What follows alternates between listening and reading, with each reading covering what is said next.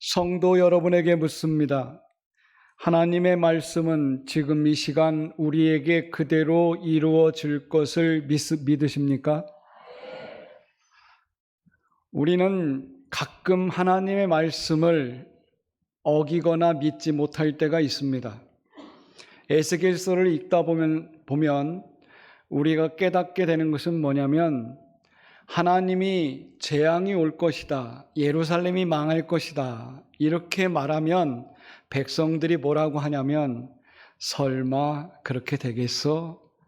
우리 때에는 절대 그런 일이 없을 거야. 여러분, 에스겔이 하나님의 예언을 지금 하고 있는데 예루살렘에 있는 백성들은 병에 걸렸습니다.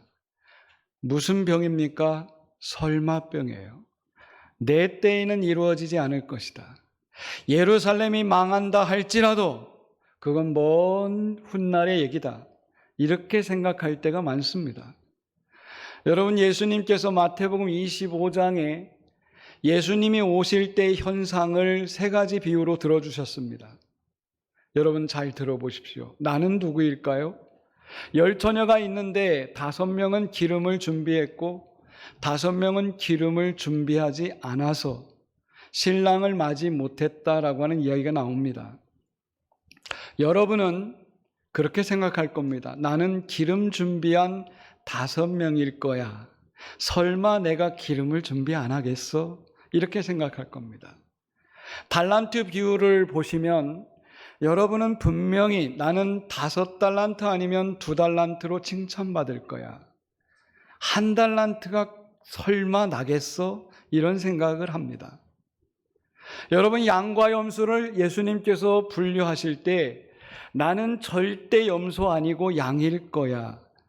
여러분, 우리는 설마병 내지는 설령병에 걸려 있습니다.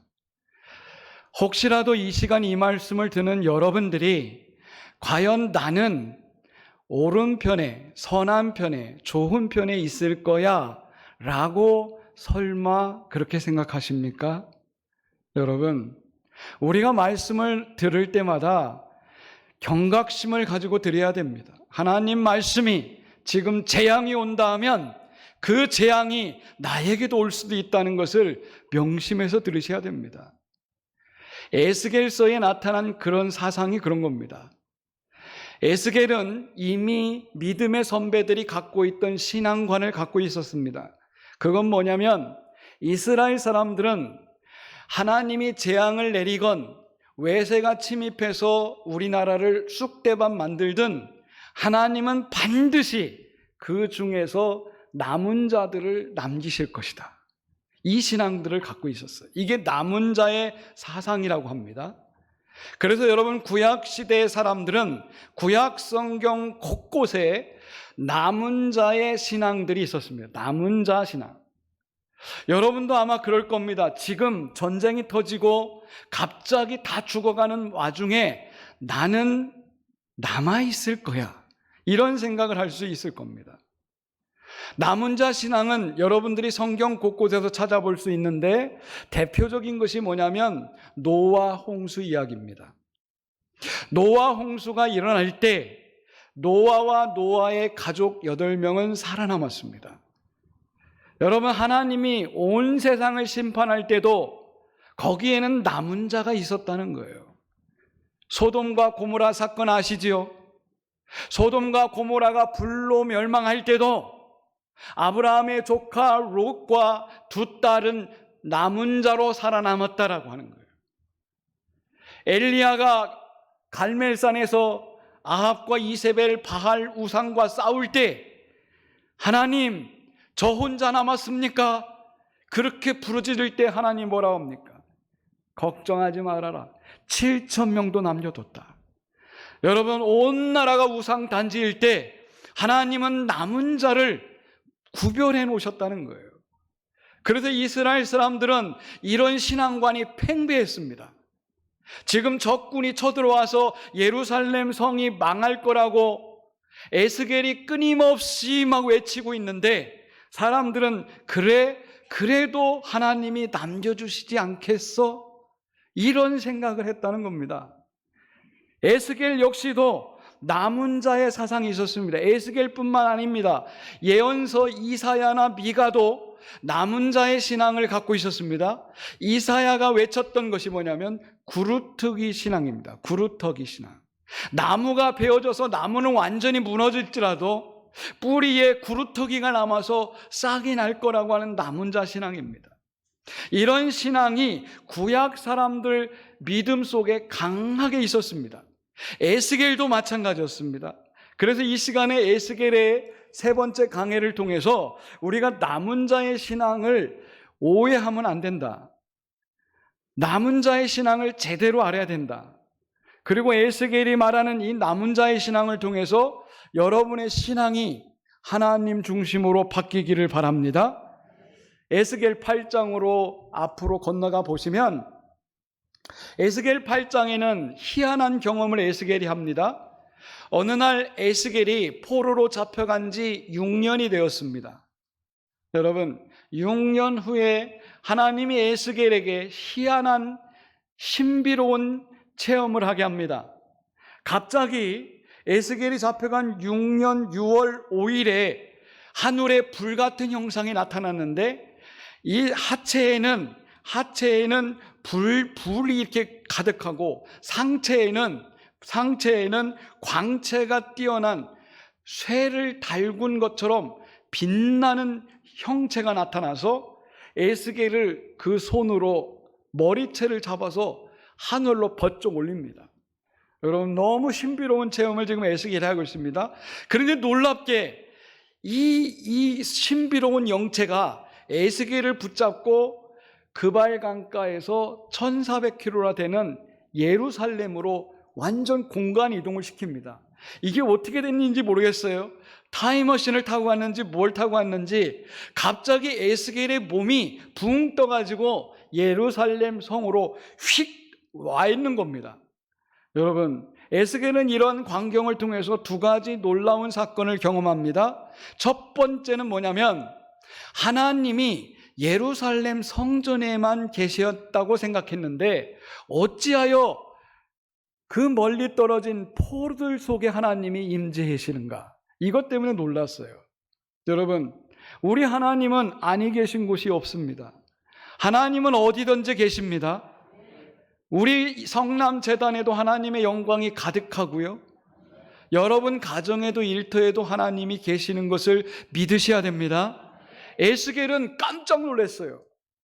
하나님은 성전에만 계시는 줄 알았는데 자기에게 나타나가지고 자기를 들어가지고 예루살렘으로 휙 보내시는 거예요. 두 번째 놀란 것은 사람은 시간과 공간의 제약을 받는데 에스겔이 어쩐 일인지 여러분 갑자기 몸이 예루살렘 성에 가 있는 겁니다. 신비로운 체험 아닙니까? 우리가 영적인 체험을 하다 보면요, 내가 이해할 수 없는 체험을 할 때가 있습니다. 하나님은 그와 같은 능력이 있는 분이신 줄 믿으시기 바랍니다. 그러면서 8장에서 에스겔이 예루살렘 성에 딱 갔더니 난리가 난 겁니다.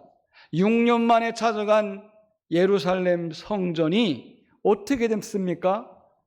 북문을 향해서 있는 문 쪽에는 질투를 일으키는 영이 거기 가득한 겁니다. 우상이 거기 모셔 있는 거예요. 에스겔이 예루살렘 성과 성전을 다 둘러보는데 여러분 벽면마다 막 우상 단지가 다 그려 있는 겁니다. 막 이상한 성화들이 다 그려 있는 거예요. 보니까 완전히 우상의 소굴로 성전이 바뀌어 있는 것입니다. 그런가 하면 성전에서 시중드는 여인들이 단무스 우상을 만들어 놓고 거기서 애국을 하는 겁니다. 이게 무슨 얘기입니까? 성전 안에 풍요의 신 단무스를 갖다 놓고 거기서 그 신 앞에 빌고 있었다는 겁니다. 그뿐 아닙니다. 성전을 등진 사람들이 동쪽을 향해서 떠오르는 태양을 경배하고 있더라는 거예요. 여러분 생각해 보십시오. 하나님의 성전이 완전히 망가진 모습을 에스겔이 지금 보고 있습니다. 하나님의 마음이 어떨까요? 하나님은 즉시 분노하십니다. 그리고 긍휼 없는 분노를 내뿜으시면서 예루살렘을 당신께서 완전히 심판하겠다고 에스겔을 통해서 말씀하시는 겁니다. 여러분, 하나님이 한번 심판을 시작하시면 긍휼 없는 심판입니다. 하나님의 심판을 통해서 하나님은 당신이 주인인 것을 보여주기를 원하시는 겁니다. 그래가지고 예루살렘의 관원 6명을 선택해가지고 이 사람들에게 칼을 차게 하고 그 중에 한 사람에게는 먹물을 가지고 이런 모습을 애통해하는 사람들 이마에 표를 그리게 하고 그 표를 그리지 않은 사람들은 완전히 다 죽이게 하는 것입니다. 여러분 보십시오. 하나님이 심판하실 때 살아남은 자도 거기 있었습니다. 이마에 먹물이 이렇게 찍힌 사람들은 살아났어요. 여러분 유월절 때 어린 양의 피를 문설주에 바른 집은 죽음의 신이 그냥 지나갔지 않습니까? 하나님의 심판이 엄중해도 거기 살아남은 사람은 분명히 있었습니다. 그러나 하나님은 예루살렘 성에 더 이상 머물기를 원치 않으시고 예루살렘 성전을 하나님이 떠나간다는 것이 10장에 나옵니다. 여러분 하나님이 어떻게 떠나십니까? 하늘에서 내려온 그룹들이 바퀴가 달렸는데 이 바퀴 달린 곳에 하나님이 올라가셔서 예루살렘 성전을 떠나가는 장면이 에스겔 10장에 나옵니다. 여러분 바퀴는 뭘 의미합니까? 오늘 우리가 자동차를 타기 때문에 잘 알 거예요. 그 당시에는 자동차가 없었어도 바퀴는 굴러간다는 의미입니다. 그러니까 떠나간다는 거죠. 그룹들이 천사들의 모습이 밑에 바퀴가 달린 그 위에 희한한 모습으로 나타나고 하나님이 거기서 타고 나가는 거예요. 예루살렘 성이 하나님이 계셨던 장소가 아닙니까? 하나님이 계셨던 장소가 완전히 우상으로 탈바꿈될 때 하나님은 더 이상 그곳에 머물러 있지 않으셨다는 것입니다. 그러면서 에스겔 11장으로 가보면 다시 한번 하나님께서 예루살렘 동쪽 문에 임재하십니다. 에스겔이 거기 가보니까 이 동쪽 문에서 태양을 향해서 경배하는 25명이 있었는데 이 25명 중에 그 중에 한 사람 대표자를 하나님이 에스겔이 예언하자마자 즉시 죽게 만듭니다. 여러분 이 장면 속에서 에스겔이 하나님 앞에 궁금한 질문을 드립니다. 하나님, 지금까지 우리 조상들은 전쟁에 나라가 멸망하든 하나님이 심판하든 남은 자들을 다 남겨놓으셨는데 어찌하여 하나님께서 예루살렘에 남은 자 없이 다 죽이십니까? 그리고 예루살렘을 대표하는 관원의 대표를 왜 하나님이 본보기로 또 죽이십니까? 그러면 도대체 하나님의 성전에 누가 남는단 말입니까? 하나님의 성전에 남겨진 사람이 있어야지만 이 성전이 회복될 거 아닙니까? 에스겔이 지금 그런 질문들을 하는 거예요. 여러분은 어떻게 생각합니까? 하나님이 예루살렘 성전이 타락했을 때 그 성전을 떠나가시면서 성전을 완전히 심판하실 때 하나님은 한 명도 거기에 남은 자가 없게 하셨다는 거예요. 에스겔이 그 장면을 보면서 하나님 앞에 통곡하며 왜 남은 자가 없습니까? 그거를 우리가 지금 읽고 있는 성경에서 발견하는 것입니다. 자, 그렇다면 하나님의 응답은 뭘까요? 남은 자가 한 사람도 없이 예루살렘을 완전히 하나님이 초토화시키는 그 장면을 에스겔이 보면서 하나님 어떻게 하면 좋습니까? 그렇게 할 때에 하나님이 이런 답을 주십니다. 어떤 답을 주시냐면 내 영이 예루살렘 성전에서 떠났다. 나는 이제 포로로 잡혀간 너희들 속에 내가 성소를 예비하고 거기 있을 것이다.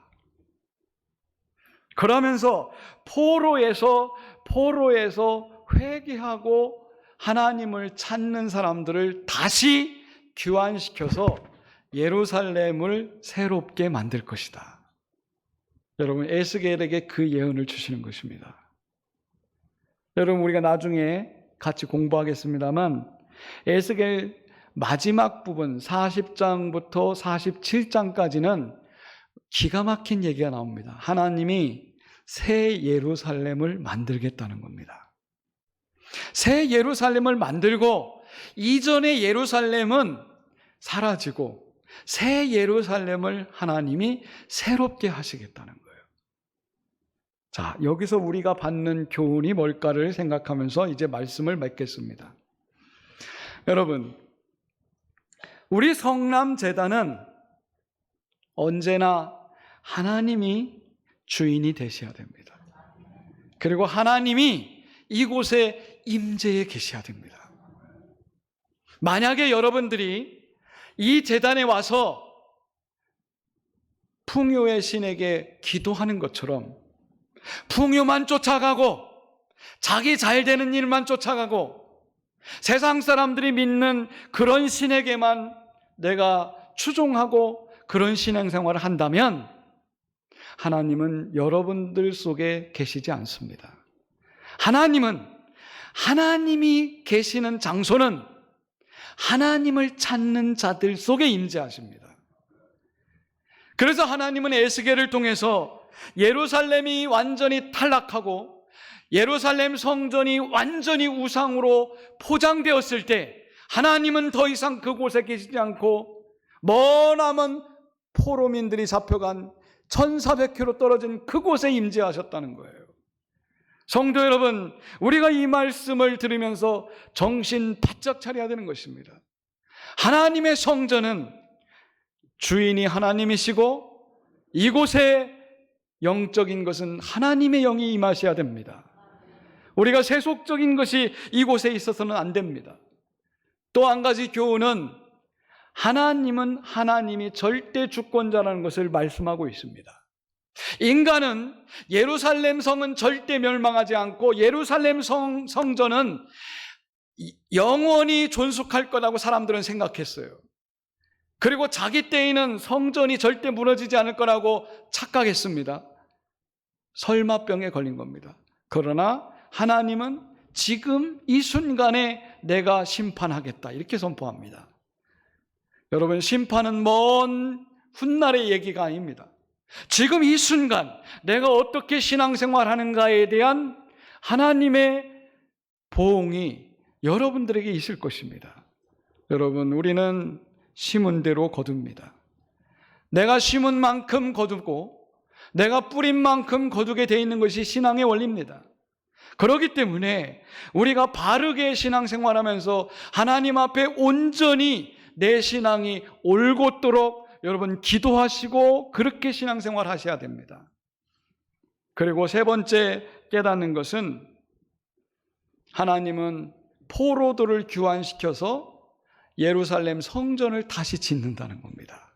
여러분, 놀랍지 않습니까? 예루살렘 성전이 바벨론에 무너졌을 때 성전 주변에 있는 사람들을 통해서 성전을 회복하지 않았습니다. 하나님이 성전을 다시 재건할 때에는 포로로 잡혀갔던 그 사람들 중에 하나님의 신앙을 회복한 사람들을 통해서 다시 성전을 지었다는 겁니다. 여러분, 이 사실을 볼 때 오늘 여러분들이 어렵고 힘들 때일수록 내가 성전을 지키고 짓는 사람이 되겠다는 각오를 하셔야 됩니다. 저는 개척을 해보니까요, 24년 동안 성전 조그맣게 하나 졌습니다만 그때 느낀 건요, 성전을 지으려고 하면요 교인들이 한둘 빠져나가요. 책임을 안 지고 싶은 거죠. 끝까지 남아서 헌신한 사람들은 여러분 믿음의 사람들이더라고요. 우리가 하나님의 성전을 새롭게 만들 때에도 마찬가지입니다.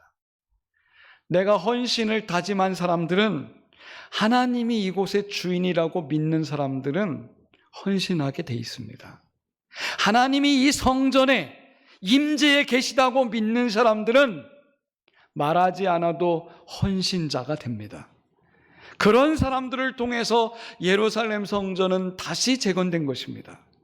성도 여러분, 오늘 에스겔서를 통해서 우리에게 주시는 교훈을 들으십시오.